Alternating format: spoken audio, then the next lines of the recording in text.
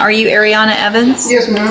And this is 22-41163, and Ms. Evans is currently on probation for a lesser offense of terroristic threat against a public servant, a Class A misdemeanor, and previously in court entered pleas of true to counts 2, 3, 4, and 5. I received an updated pre-sentence report. Has everyone had an opportunity to review that report? Yes, Your Honor. Yes, Your Honor, I have. Are there any additions or corrections? No, Your Honor. No, Your Honor. I have something, Your Honor. Yes, ma'am. GPS device, I was just emailed by Friday, 5:43, that it's been dead, the battery's been dead for 3 days. Okay. It's not being tracked at this point. Okay, thank you, ma'am.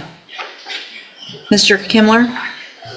Well, Your Honor, the recommendation obviously is not favorable to Ms. Evans. I mean, they do provide an option that if the court does consider maintaining her own probation. Well, she doesn't want that. Sir? She doesn't want that, right? What do you want? I mean, it says right here, she just wants to do her time so she can move on with her life and put the case behind her. Is that accurate? Yeah, but I mean, if I like get the chance to like get reinstated, I'll do it too. Which do you prefer? At this point, the courtroom is trying to figure out what the defendant actually wants. Sometimes in probation violation hearings, a defendant may choose to serve jail time instead of continuing probation because probation comes with strict conditions and supervision. But this decision can be risky because the judge ultimately decides the final sentence. What do you think? Is it smarter to fight for probation or just serve the time and move on? Situation is to take the revocation and take jail time on it. However, the defendant's version does indicate some mental health issues. And obviously, probation is a system designed to try to keep people out of the actual criminal justice system in the future and avoid incarceration. So just looking at this, since it is just a misdemeanor,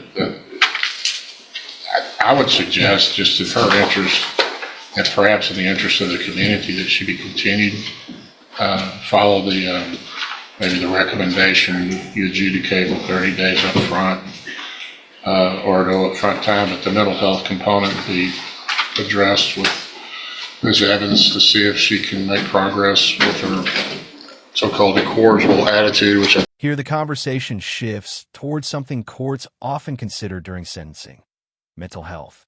Judges frequently weigh whether treatment and supervision could help someone avoid future legal trouble instead of simply sending them to jail.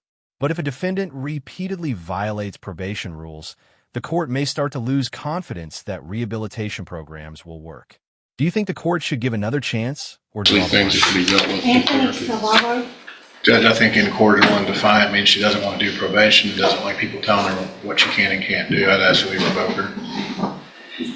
So, Ms. Evans, I mean, you were given, number one, you were given a great opportunity because you had a felony and they reduced it to a misdemeanor and put you on probation for 2 years.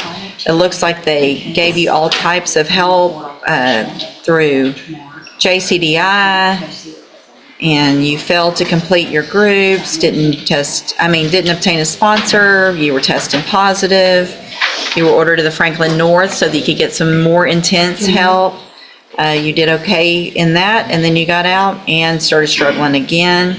You were also ordered to go to Spindletop for mental health treatment so that you could get the help that Mr. Kimler is saying that you might need. And looks like they say you attempted to circumvent the requirements to obtain a sponsor. Your sister pretended to be your sponsor.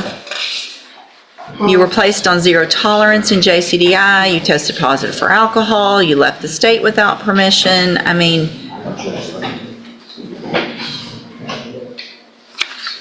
Now, this is the moment where everything comes together. The judge is reviewing the entire history of the case, the reduced charge, the opportunities for treatment, and the probation violations.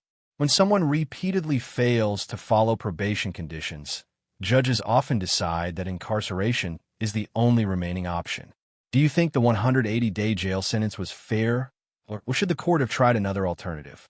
that shows this was not an agreement. You do have some rights to appeal. Y'all need to sign that real quick, please, Mr. Kimler, and give her that bottom copy.